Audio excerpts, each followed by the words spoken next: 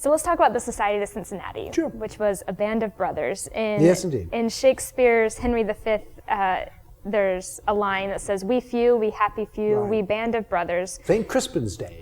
For he today that sheds his blood with me shall be my brother." Yes. So the officers of the Continental Army shared the hardship of war and therefore felt a brotherhood. Why do you think they wanted to formalize it by creating an organization? Let me first mention, when I was working on my book, and was familiar certainly with that quote from Shakespeare, I wondered, in Washington's Newburgh Address, he actually uses a portion of that speech. And I wondered if he had ever done that before. Well, in the age of digital humanities, Washington's correspondence has all been digitized, so we could search it. And I did. And it turns out that Washington did indeed use that expression or something very close to it several times during the war, which of course indicates he was well read. So this notion, this sense of band of brothers was prevalent. Oh yes, these officers, they knew their history. They knew that speech of Henry V. They had a sense of that band of brothers. Of that there is no question. And of course that becomes clear and quite apparent in the closing days of the Revolution, when in the spring of 1783, when the war is over, the preliminary peace has been announced, the army is going to disband, we're all going home. And when you think about these men, this corps of officers in particular, who have served together for 8, some of them 8 long years, they have been through hell together. They've had good moments too, that's no doubt of that. And now they're about to separate. They want to remember, they want to unite, they want to be together in some fashion.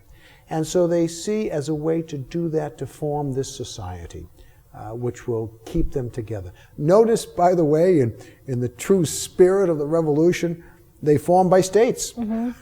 We're back to the notion of states. And so the Society of the Cincinnati.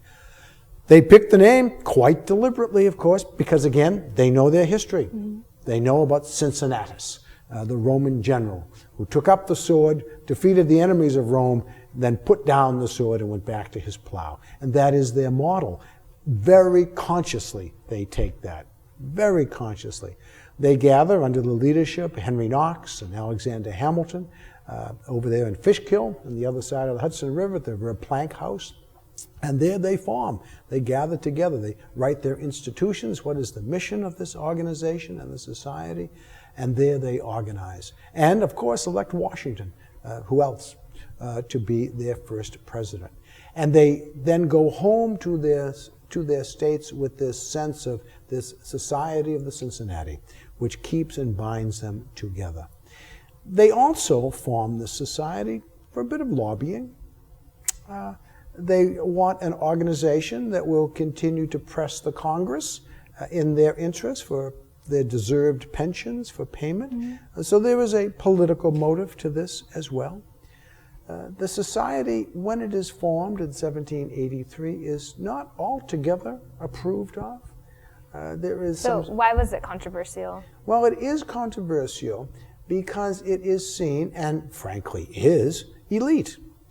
Here we are in the midst of a revolution, of course, and the Society of the Cincinnati, only officers, so it is the elite of the army who gather for this. There also is something rather disturbing to many in Republican America, and that is that membership is hereditary. So you have at one and the same time an elite organization made up only of officers, and then the society will be perpetuated by the sons of these officers, grandsons, great-great-grandsons, etc. So it is seen as highly suspicious. Is this smacks of old Europe, does it? Of the peerage? Is this not what we have been fighting against? And so there's a fair degree of newspaper war which condemns the society. Washington, interestingly, accepts the position as president, no question about that, and certainly membership in the society. but he often sort of keeps a little bit of an arm's length from the society. He understands the political downside, perhaps, of too much publicity and being too closely associated with this organization. But the society does prosper. It's not a conspiracy. It doesn't try to overthrow the government in any fashion. And of course, emerges as a very important organization in terms of perpetuating the honor and the memory of the revolution, of those who have served in the revolution, of supporting commemorations, and of course, now, of course, in many great and wonderful ways, supporting education programs to support the study of the American Revolution and those events surrounded with the founding of the Republic. So the fears of some that somehow would become a sort of sinister, conspiratorial organization have not been fulfilled, but rather quite the opposite. So the society was originally founded with a bit of Samuel Adams was particularly suspicious of it. Of course, Samuel Adams was suspicious of everything. Of everything and everyone, particularly Virginians, and that may have kind of turned him as well. But yeah, it was founded in some degree of controversy when it was first established there in the spring of 1783. So did the controversy pull the band of brothers more tightly together, or was it more divisive in the way that Washington wanted to step back a little bit? Oh, I don't think it was divisive at all. I think that these men who joined and helped form the society, their bond was so strong. I mean, think of what they had lived through together. I mean, not only a war, but the creation of a nation. I mean, a founding of a republic. It was an extraordinary moment and an extraordinary experience. No, they had lived through experiences which no generation of Americans has ever duplicated. We have been through wars, certainly we've been through wars, but nothing like the American Revolution that brought these men together. An experience unique in our history. It's difficult to imagine, being so many couple centuries removed from it, the emotion that must have been amidst these men. I think of one of the most, emotional moments at the end of the war was when Washington bid farewell to his officers at Fraunces Tavern. It's reported that he broke down in tears. Now, Washington was not an emotional man, but again, and that his officers standing there, of course, also broke down in tears. He's supposed to have said to them, "Gentlemen, you must come to me, I cannot come to you." And they did. And it was a terror. So all of this emotion in this grand moment. What is it not the greatest moment in our history? So yes, they were bound together, these band of brothers, as they referred to themselves, bound together in this extraordinary moment. It's very moving. Oh, it is very moving. It is very, very moving. Lastly, many of the members of the Society of Cincinnati early on were important leaders in forming the constitutional government. Yes. Could you talk about a few of them? Yes. Well, certainly Alexander Hamilton was right there.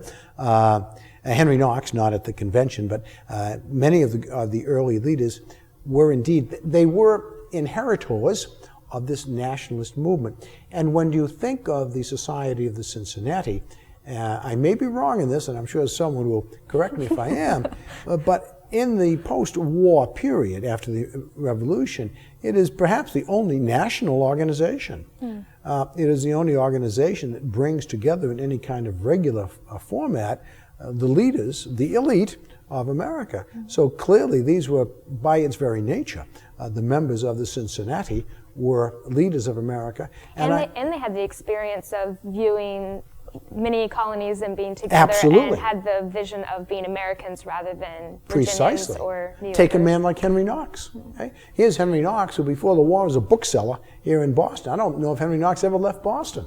And then he emerges as the chief of artillery, and Knox is with Washington almost from day one to the very end of the Revolution, traveling with him everywhere. Surely Henry Knox is a man who grew physically as well as a very large man, but grew in perspective, and he's only emblematic of the other men who joined. And yes, and clearly they understand, because they've experienced firsthand, they understand the failure of weak central government. Mm-hmm. They understand the failures of the Articles of Confederation. So they are firm nationalists, which then become federalists. So they see the Constitution as the proper outcome of the Revolution, as the embodiment, as the articulation of the strong nation that they fought for and wanted. And the Constitution to them is, in a sense, the fulfillment of the Revolution. When Washington spoke earlier during the Revolution, and as others did as well, about a rising American empire, about a great nation, they see the Constitution as the framework, as the articulation for that great nation. Well, thank you, Dr. Fowler. This My has been pleasure. wonderful. Thank you very much.